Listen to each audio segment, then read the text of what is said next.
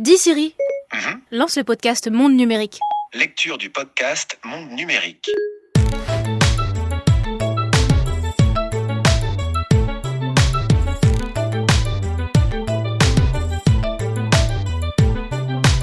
Dialoguer avec une machine comme on parle à un être humain. C'est un vieux rêve qui est presque devenu aujourd'hui réalité.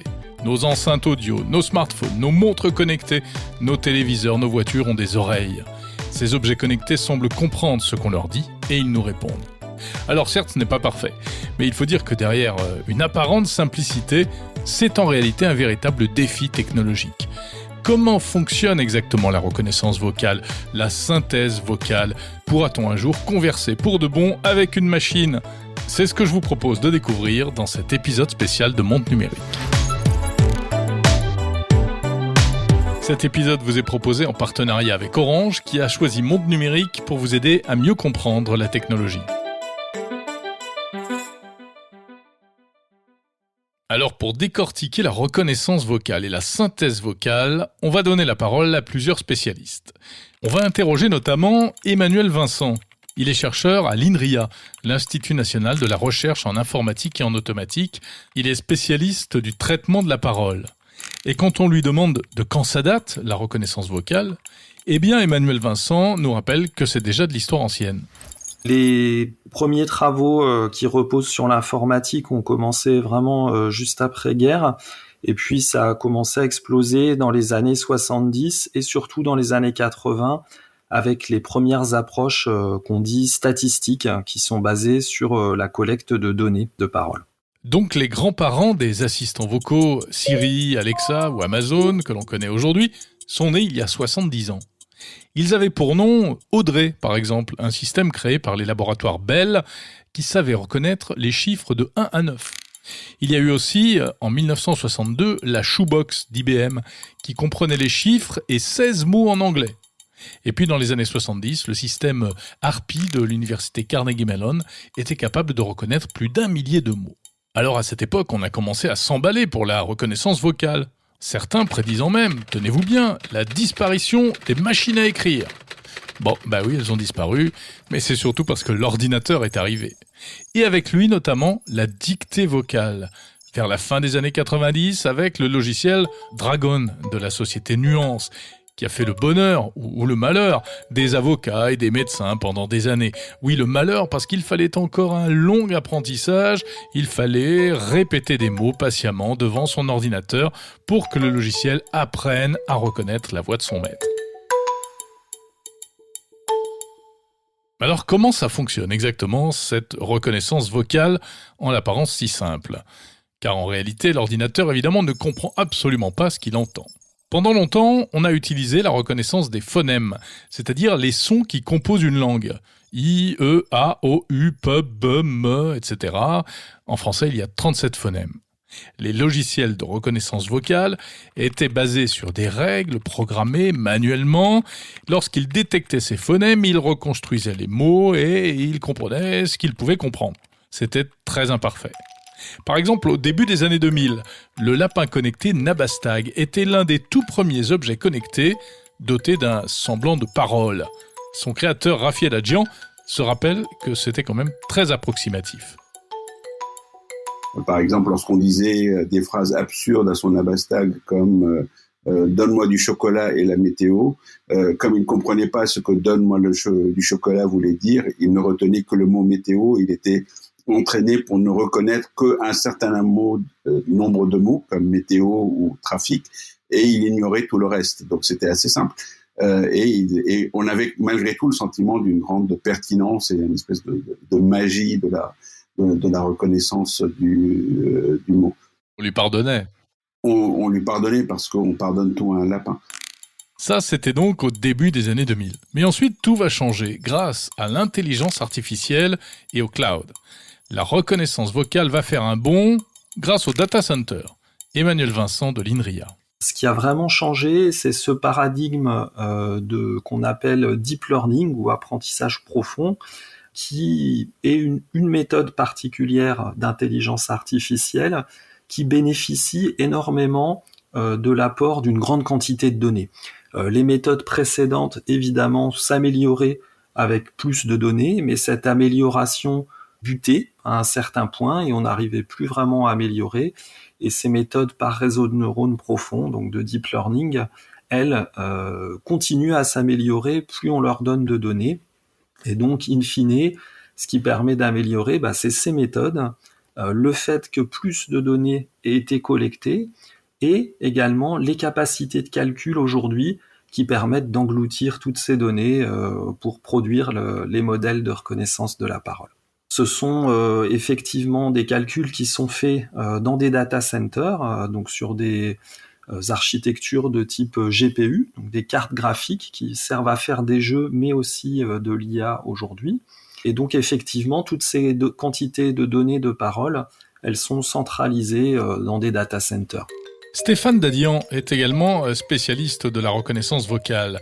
Il confirme que l'IA a vraiment tout changé. Comme on l'a vu sur la reconnaissance visuelle, par exemple, on entraîne d'abord dans un premier temps un algorithme, un modèle de machine learning à reconnaître, à extraire d'une photo une classification pour savoir si c'est un chat ou un chien, tout simplement. Là, c'est exactement pareil. On va lui fournir, par exemple, si on veut lui apprendre à reconnaître si on est en train de dire oui ou non, ou si c'est juste un bruit ambiant, on va lui donner des enregistrements de personnes qui disent oui, qui disent non, donc des milliers, des dizaines de milliers d'enregistrements, et on va lui dire ça c'est oui, ça c'est non. Et ensuite, une fois qu'on a entraîné ce modèle, la machine sait reconnaître, sait extraire les bonnes features et sait en déduire les bonnes classes nécessaires à notre tâche. Et donc là, après, on peut faire tourner le modèle. Donc ça, c'est le deuxième temps, c'est l'inférence, comme on dit, pour appliquer notre tâche en production, quoi. Voilà, ça se passe en 2 temps. D'abord l'apprentissage et ensuite l'ordinateur passe à l'attaque et est prêt à nous entendre et à nous comprendre. Donc l'IA a en quelque sorte débouché les oreilles des systèmes de reconnaissance vocale. Sauf que l'IA, elle est comme nous. Et elle ne connaît pas toutes les langues, ni surtout tous les dialectes, tous les accents. Alors comment fait-elle pour s'adapter à tous les locuteurs ?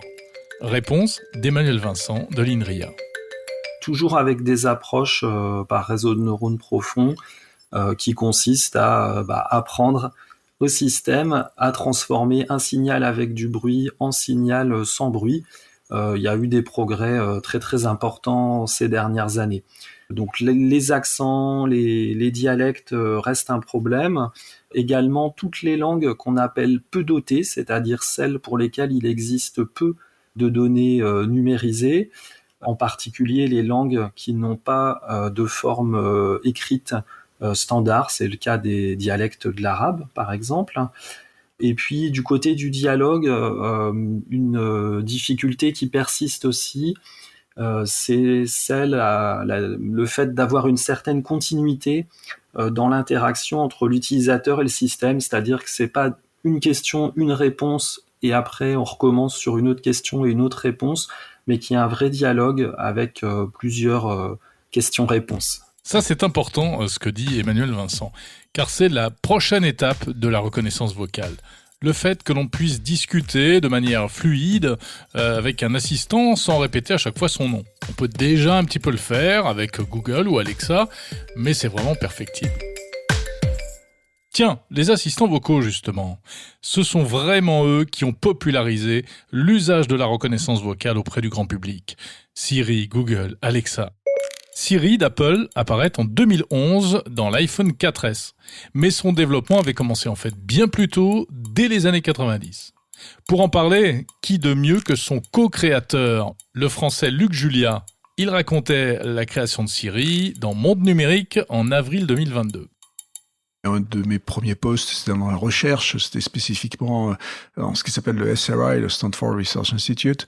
Et à SRI, on a créé donc un truc qui s'appelait The Assistant. C'était le début d'Internet, c'était quand on commençait à vouloir faire un peu des interfaces machines un peu plus intelligente avec plein de guillemets, et le but du jeu, c'était avant Google, parce qu'on parle de 97 ici, c'était d'interroger cet Internet qu'on sentait quelque chose d'énorme, d'énormissime, qui allait être si compliqué qu'il allait falloir pouvoir l'interroger, mais de manière un peu naturelle.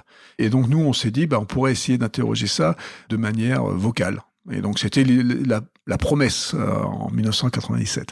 Et donc on a créé des assistants qui étaient effectivement un interrogateur. C'était un vieux pépé, hein, la vérité, au départ, c'était un vieux pépé qui était un peu sourd, auquel on pouvait poser des questions, effectivement, et il allait chercher ses réponses sur Internet. La reconnaissance de la parole à l'époque, et toujours maintenant, c'est compliqué. La reconnaissance de la parole elle-même, en fait, c'est pas si compliqué que ça. Ce qui est compliqué, c'est la reconnaissance du sens. Reconnaître les mots, c'est relativement facile. Ouais. Reconnaître ce que ça veut dire, avec le contexte, etc. Enfin, ça, c'est compliqué, d'accord? C'est ce qu'on appelle le langage naturel. Donc, ça, c'est 97, et donc, ça a vivoté.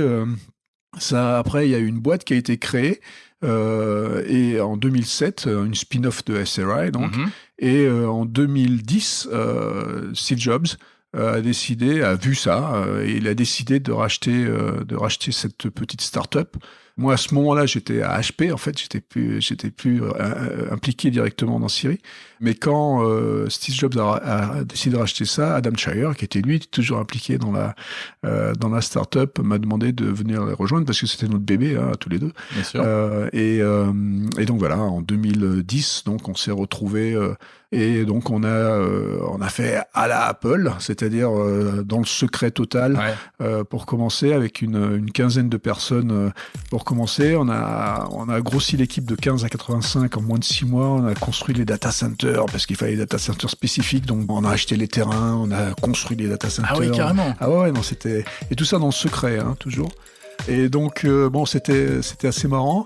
Les 6 premiers mois, donc c'était de la folie complète, hein. Et on a monté à l'intérieur de Siri. On savait que ça allait être un gros blast parce que la compagnie, la petite start-up, avait 180 000 utilisateurs sur Android. 180 000 utilisateurs, c'est quand même pas beaucoup. On savait que ça allait être beaucoup, beaucoup plus avec la sortie sur l'iPhone. Et donc, en octobre 2011, on a sorti l'iPhone 4S sur lequel il y avait Siri. Et donc, en 2-3 mois, on a eu 300 millions d'utilisateurs. Donc, c'est pas exactement la même échelle. C'est pour ça que nos data centers ont un peu chauffé. Hein. Oui, parce que chaque fois qu'on fait une requête sur Siri, ça part dans le data center. Exactement. Et donc, c'est un truc qui est sur le cloud. C'était la promesse, hein, c'est la promesse du cloud. C'est que localement, on peut faire des choses, mais c'est compliqué. Tandis qu'envoyé sur le cloud, on a les grosses machines qui font plein de trucs. Et donc, c'est beaucoup plus puissant et on peut faire des choses beaucoup plus intéressantes, comme cette reconnaissance de la parole qui est quand même compliquée. Et voilà, donc Siri est devenu un truc qui est aujourd'hui, il y a 500 millions d'utilisateurs aujourd'hui. Quand on parle d'utilisateurs, on parle d'utilisateurs mensuels, donc c'est quand même beaucoup, beaucoup d'utilisateurs. Ouais. Alors, malheureusement, Siri va rapidement prendre un coup de vieux avec l'arrivée d'Alexa, l'assistant vocal d'Amazon en 2014 et surtout de Google Assistant en 2016. Car ces deux assistants utilisent les nouvelles techniques de deep learning que Siri n'adoptera pas avant 2017. Et puis d'autres assistants voient le jour également, Cortana de Microsoft, Bixby de Samsung, Celia de Huawei, mais les jeux sont faits, Google et Alexa sont bien meilleurs et ils vont dominer le marché. Dès le début, Google Assistant affiche un taux de reconnaissance de 95% sur l'anglais. Et à ce jour encore, il reste le seul à avoir un taux d'erreur inférieur à 5%. Autrement dit, c'est Google qui a l'ouïe la plus fine. Selon Emmanuel Vincent, ça s'explique notamment par la quantité de données utilisées pour l'entraînement. Ce qui est sûr, c'est qu'en termes de reconnaissance de la parole, aujourd'hui, plus il y a de données collectées, meilleurs sont les assistants. Un certain nombre d'entreprises ont des pratiques plus raisonnables que d'autres en termes de collecte de données et de préservation de la vie privée de leurs utilisateurs, qui font que leurs systèmes sont peut-être un petit peu moins bons, mais en échange, ils protègent mieux la vie privée des utilisateurs. Tiens, si on s'arrêtait un peu sur le fonctionnement de ces fameux assistants intelligents, au-delà du système de reconnaissance vocale, parce qu'en réalité, entre le moment où l'on prononce le fameux wake word, le mot d'éveil, Dis Siri, et le moment où on obtient la réponse à la question qu'on a posée, ou l'action qu'on a demandée, il se passe plein de choses. Il y a plusieurs étapes qui font appel à plusieurs briques technologiques. Emmanuel Vincent d'INRIA nous explique tout ça. Alors quand on parle à un assistant vocal, il y a une série d'étapes de traitement. D'abord, on va détecter que vous parlez. Ensuite, le signal vocal va être transformé en texte. On appelle ça la reconnaissance de la parole. Ce texte va être analysé pour comprendre votre intention et les mots-clés dans votre requête et une réponse sera générée. On appelle ça le dialogue. Cette réponse, ça peut être soit une action, par exemple dans une application, on va afficher quelque chose, ou une réponse écrite. Et cette réponse écrite, in fine, elle va être transformée en son que vous pourrez écouter, et on appelle ça la synthèse de la parole. Donc ça, c'est le traitement complet qu'il y a dans les assistants vocaux. Ensuite, si on se focalise sur une brique en particulier, qui est la reconnaissance de la parole, donc je rappelle, il s'agit de transformer le signal vocal en texte, dans la transcription écrite de ce qui a été dit. C'est ce qu'on appelle le speech to text, hein, c'est ça ? Voilà, on appelle ça aussi le speech to text. Les techniques aujourd'hui sont des évolutions de ces techniques statistiques qui ont émergé dans les années 70-80, qui consistent à apprendre à l'ordinateur à reproduire une tâche qu'on va définir en donnant des données. Donc on va lui donner un ensemble d'enregistrements de paroles, toutes les transcriptions écrites correspondantes qui auront été produites par des humains qui écoutent et qui transcrivent manuellement, et on va apprendre donc à l'ordinateur à reproduire le lien qu'il y a entre le son et la transcription écrite. Donc, chaque fois qu'on parle à un assistant vocal, en fait, son mécanisme de compréhension n'est pas du tout le même que le nôtre. Il est obligé de transcrire par écrit ce qu'on lui dit pour pouvoir l'analyser. C'est ce qu'on appelle le NLP, Natural Language Processing, ou plutôt en français le TAL, Traitement automatique des langues. C'est un terme d'ailleurs qui concerne aussi la synthèse vocale dont on va parler tout à l'heure. Et puis il y a aussi d'autres éléments qui vont aider l'assistant à comprendre ce qu'on lui dit. C'est le contexte, ou plus exactement ce que les spécialistes appellent l'intention. Par exemple, quand on est sur une application pour acheter des billets de train, l'intention, ça peut être de donner les horaires et le jour, ça peut être de demander à payer, ça peut être de demander à changer de classe, etc. Et pour ça, donc il va détecter non seulement des mots-clés, mais un peu la construction de la phrase pour comprendre ce que veut l'utilisateur. Et par ailleurs, il va également détecter des mots-clés. Par exemple, quand on indique la ville et l'horaire, il va détecter la ville et les horaires dans notre requête. Au fait, il faut rappeler qu'un assistant vocal n'enregistre pas, contrairement aux croyances, tout ce qui se passe à la maison. Il est en écoute passive pour pouvoir détecter dès qu'on va prononcer le mot-clé, et à ce moment-là, il commencera à envoyer des informations sur le cloud. Des informations qu'on peut d'ailleurs effacer après coup via l'application mobile. Cela dit, de plus en plus d'appareils sont capables également de comprendre ce que nous disons sans utiliser le cloud, car les smartphones sont de plus en plus puissants et ils peuvent faire du NLP localement. Mais en attendant que ça se généralise, les ingénieurs inventent aussi d'autres astuces pour optimiser l'apprentissage. Par exemple, Stéphane Dadian, qu'on a écouté tout à l'heure, est co-créateur de l'application mobile Juice, un agrégateur d'actualité audio avec un système de commandes vocales.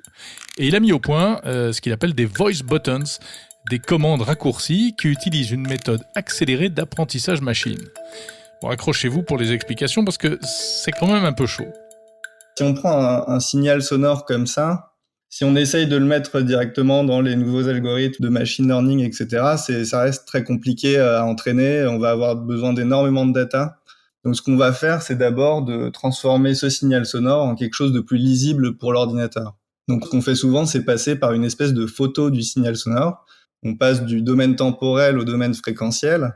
Et là, on obtient ce qu'on appelle un spectrogramme du signal sonore. Et on va, à partir d'une photo de ce signal sonore, enfin de ce spectrogramme, faire une classification assez basique, comme on fait sur... entre classifier un chien ou un chat sur une image normale, nous, c'est un petit peu pareil, mais avec la photo des fréquences, quoi. Voilà, bon. En résumé, c'est ce qui fait qu'on peut dire à l'application info suivante, retour en arrière, etc., etc.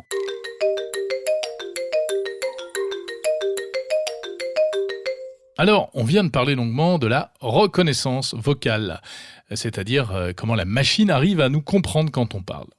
Mais le pendant de la reconnaissance, c'est évidemment la synthèse vocale lorsque la machine se met à parler. Sauf que comme elle n'a pas de bouche, pour dire des mots, elle doit faire autrement. Alors comment elle s'y prend exactement ? Alors, c'est un petit peu le même principe, mais c'est l'inverse, ouais. C'est-à-dire que on va prendre une phrase cette fois-ci, et donc on va faire le chemin inverse en fait. On va prendre un dataset où des personnes, des comédiens souvent ont lu pendant des heures des livres. On annote ces petits extraits vocaux. Donc phrase par phrase, on va avoir des petits samples, des petits échantillons de audio de 10 secondes environ, avec un comédien qui lit une phrase d'un livre. Et on va avoir ça fois plusieurs livres. Donc ça fait 20 heures d'audio environ d'enregistrement minimum, mais c'est plutôt dans les centaines d'heures d'audio en général. Et à partir de ça, on va entraîner la machine à faire le chemin inverse. On va lui apprendre à générer des spectrogrammes grâce à ces enregistrements sonores du comédien. Et une fois que la machine s'est entraînée et peut produire elle-même les bonnes photos, les bons spectrogrammes, on peut faire le chemin inverse. Et oui, c'est pas simple de faire parler un ordinateur.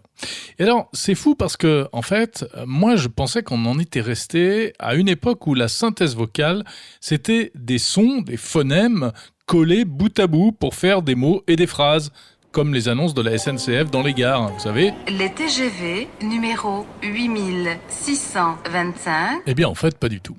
En réalité, lorsque l'assistant nous parle, on peut vraiment dire désormais que c'est la machine qui nous parle, car elle génère des phrases à la volée. On va clairement vers l'abandon des phonèmes et des gros modèles qui transforment directement une phrase en un signal sonore. Parce que l'ingénieur est un peu flemmard et il préfère avoir un modèle qui fait tout, et le modèle fera tout mieux s'il fait tout en même temps. Ça va faire de la voix beaucoup moins saccadée si on passe pas par les phonèmes, parce que on va générer toute une phrase d'un coup. C'est comme ça qu'on fonctionne en tant qu'humain, et c'est comme ça que les machines vont devoir fonctionner pour avoir du son humain. On n'en est plus au stade de l'enregistrement. C'est la machine qui génère de bout en bout du son, et c'est la machine qui le génère en direct. Ouais. Donc on peut dire que on en est à la machine qui parle en direct à l'utilisateur. En tout cas, on est arrivé à un niveau de technologie où oui, on arrive à faire du son de manière dynamique, à générer du son de manière dynamique. Et c'est ça qui devient de plus en plus intéressant, parce qu'on est capable de faire des choses beaucoup plus personnelles, beaucoup plus adaptées au contexte de l'utilisateur. Et c'est ce qu'on fait chez Juice, et c'est vraiment là où on veut aller, c'est vers le tout contextuel. Je génère du son pour moi ici maintenant. Dès qu'on veut dire bonjour Jérôme, il est 10h56, là on peut plus utiliser des enregistrements. Donc il va falloir que la voix sache dire tout et n'importe quoi en direct. C'est incroyable de voir à quel point la reconnaissance et la synthèse vocale ont fait des progrès ces dernières décennies. C'est même un peu angoissant, parce que c'est vrai que les voix synthétiques deviennent de plus en plus réalistes, chaleureuses même. Il n'y a presque plus ces sautes entre les mots qu'on avait avant. Mais le problème, c'est qu'aujourd'hui, on peut aller encore plus loin. On peut imiter une voix humaine, par exemple d'une personnalité connue, avec une machine. On trouve sur Internet de nombreux sites qui permettent de réaliser des deepfakes vocaux, surtout en anglais pour l'instant, comme par exemple cette fausse intervention de Donald Trump. President Biden is here for you. He is the best person I know. On appelle ça du cloning vocal, et c'est pas prêt de s'arrêter. Il y a beaucoup de manières de faire ça, hein, déjà. C'est-à-dire, si on prend quelqu'un de connu sur la radio ou quoi que ce soit, on peut très bien récupérer 30 heures d'enregistrement, écrire à la main, taper ces 30 heures, entraîner notre machine, et après, on arrive à générer une voix comme ça. Bon, n'importe qui ne sait pas générer des voix de bonne qualité aujourd'hui, mais disons que c'est possible, et on va vers ça. Et là, même au-delà de ça, le cloning vocal, on va en plus vers c'est-à-dire on arrive à juste tweaker à partir d'une voix de synthèse déjà existante. On va lui donner un tout petit sample d'une autre voix, et on va réussir à la faire parler d'une nouvelle manière avec très peu d'enregistrement. Ouais. Effectivement, il existe des systèmes de synthèse de la parole multilocuteurs. Emmanuel Vincent de l'INRIA. Où on définit la voix qu'on souhaite à partir d'un vecteur, donc un ensemble de caractéristiques de cette voix qu'on peut calculer sur un enregistrement existant de la voix. Et donc ça permet en particulier de synthétiser des voix qui ressemblent fortement à celles de personnes existantes. De faire cela je dirais avec une qualité parfaite et où à l'écoute, on se rend pas compte de la différence. Aujourd'hui, on y est déjà, moyennant quand même un petit peu de travail manuel pour ajuster les paramètres et puis corriger quand la synthèse est pas parfaite. Mais on est déjà capable de faire ça. Alors le futur de tout cela, eh bien c'est probablement ce que nous prépare notamment déjà Google avec par exemple son système Duplex, un assistant capable de converser véritablement avec les humains par téléphone, au point qu'on ne se rend même plus compte que c'est un robot. L'interaction audio avec les machines est donc bien partie pour s'améliorer encore et pour durer. Et c'est ce que pense Rafi Aladjian, l'inventeur du lapin Nabastag, également co-créateur de l'application Juice. Je crois que ça va aller de plus en plus loin. C'est-à-dire que le boom auquel on assiste dans l'audio depuis quelques années, c'est-à-dire que les gens ont de plus envie d'écouter des choses plutôt que de les lire, va entraîner un boom dans l'audio, c'est-à-dire qu'on va avoir envie, d'une part, à avoir une expérience audio, tandis qu'on est en train de faire autre chose. Et cet audio va passer du moment où on écoute, par exemple, des podcasts qui sont préenregistrés à quelque chose qui se génère, pour moi, de manière dynamique ici et maintenant, comme une espèce de métaverse audio qui se compose entièrement pour moi en temps réel, et sur lequel je peux interagir avec de la reconnaissance vocale ou avec des commandes. Donc, je pense qu'on va rentrer dans un âge de l'audio 2.0 où on n'est pas simplement dans des choses qui sont préenregistrées, un peu de la viande froide ou du son en boîte qu'on diffuse de manière différée et linéaire, mais à quelque chose qui est dynamique et interactif. Alors tout cela, ça pose quand même un certain nombre de questions. Est-ce que des assistants vocaux hyper performants, cela ne risque pas quand même de perturber notre perception des machines et de créer de la confusion, par exemple chez les plus jeunes ou les plus naïfs ? C'est assez intéressant parce qu'on arrive aujourd'hui dans les technologies de la voix à ce à quoi on est arrivé en synthèse de l'image ou en robotique, c'est-à-dire la notion d'uncanny valley. Alors, petite parenthèse, Uncanny Valley, ça veut dire la vallée de l'étrange ou la vallée dérangeante. C'est une théorie du roboticien japonais Masahiro Mori qui a montré que plus un robot Android ressemble à un humain, et plus on finit par trouver ça monstrueux. On sait que ce n'est pas un personnage réel, mais en même temps, il nous ressemble à 99%. Et c'est ce moment-là où cette angoisse est dans les technologies vocales aujourd'hui, on est dans cette Uncanny Valley de l'audio où l'audio devient extrêmement bonne ou presque parfaite, et donc on a ce moment d'angoisse où on se dit mais est-ce que c'est une vraie personne ou pas une vraie personne, et on a ce phénomène peut-être de rejet ou de dégoût ou d'appréhension. Alors c'est vrai que ça pose des questions éthiques, c'est-à-dire que lorsque je vais appeler quelqu'un au téléphone, il est utile de savoir si cette personne est réelle ou si je suis en train de parler à un robot. Mais de la même manière que quand je parle sur un chatbot écrit avec quelqu'un, est-ce que je sais si c'est quelqu'un de réel qui est à l'autre bout ou est-ce que c'est une intelligence artificielle ? Là, c'est plus des questions de réglementation. Est-ce qu'il faudra diffuser un message liminaire en disant « Bonjour, je suis un robot à votre service ?» Pourquoi pas ? Après tout, nous, on ne cache pas le fait que les présentateurs sur Juice sont des robots, voire on plaisante avec ça, voire on l'assume, on fait notre coming out de robot. Il n'y a pas de honte à être un robot à partir du moment où on l'assume et on le dit, on ne le cache pas. Et non, il n'y a pas de honte à être un robot.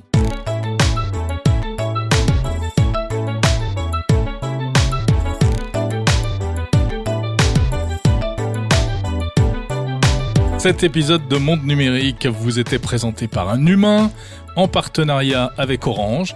Merci de l'avoir écouté. Réalisation signée Thomas Langlin. Retrouvez cette série spéciale sur toutes les applis de podcast. Abonnez-vous à Monde Numérique, faites-le connaître à vos amis et laissez des petites étoiles et des commentaires sur Apple Podcasts, Spotify, Podcast Addict, etc.